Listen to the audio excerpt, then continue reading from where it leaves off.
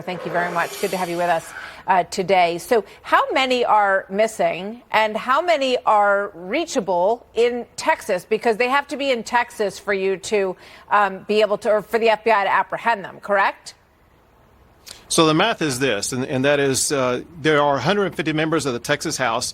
To have a quorum, they need 100 present. 88 are Republican, which means we need at least 12 Democrats. Mm-hmm. We believe that there are at least 12 Democrats in the state of Texas. We have a dragnet taking place as we speak right now across the entire state to locate and to bring to the Capitol at least a dozen Democrats here in the state of Texas, as well as efforts we are undertaking in other states to bring these runaway Democrats back to our state. So give us a sense of what this search is like. I mean, do you have a sense of where they are and what kind of is force going to be used by the FBI, by DPS to return them? How ugly could this get? Martha, I got to tell you, so unfortunately, we've seen this before because this is not the first time that Democrats have run from doing their job.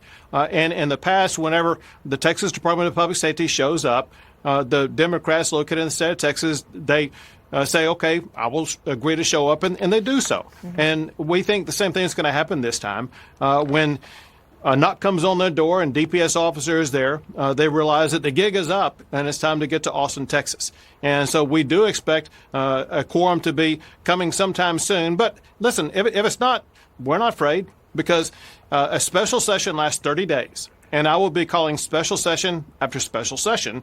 And we are going to get these maps passed, regardless of how long the Democrats hold out in these leftist states like Illinois, New York, and others.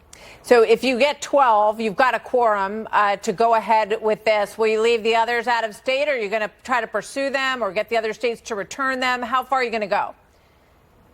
Martha, I got to tell you, I think they fit right in Illinois and New York, and they talk about staying there. I'm not sure that they're needed back in the state of Texas. You know, you talked about taking care of the business in the state of Texas.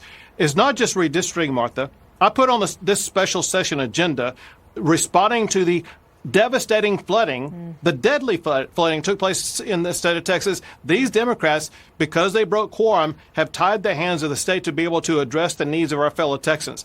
Our fellow Texans are angry at these Democrats for not showing up and doing their job. Yeah. Well, I know Beto O'Rourke says that he thinks that what they're doing is the highest form of public service. And I want to just take a quick look at a couple of these maps. This is Massachusetts. In Massachusetts, there are only 9 House members. They are all Democrats.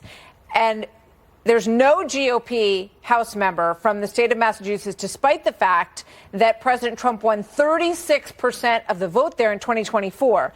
But let's put up the GOP in Texas as well, because in Texas, 56% voted for the GOP in 2024 in the presidential election, and 66% GOP control of Texas in congressional districts. So some would look at that and say, well, you know, that looks pretty good.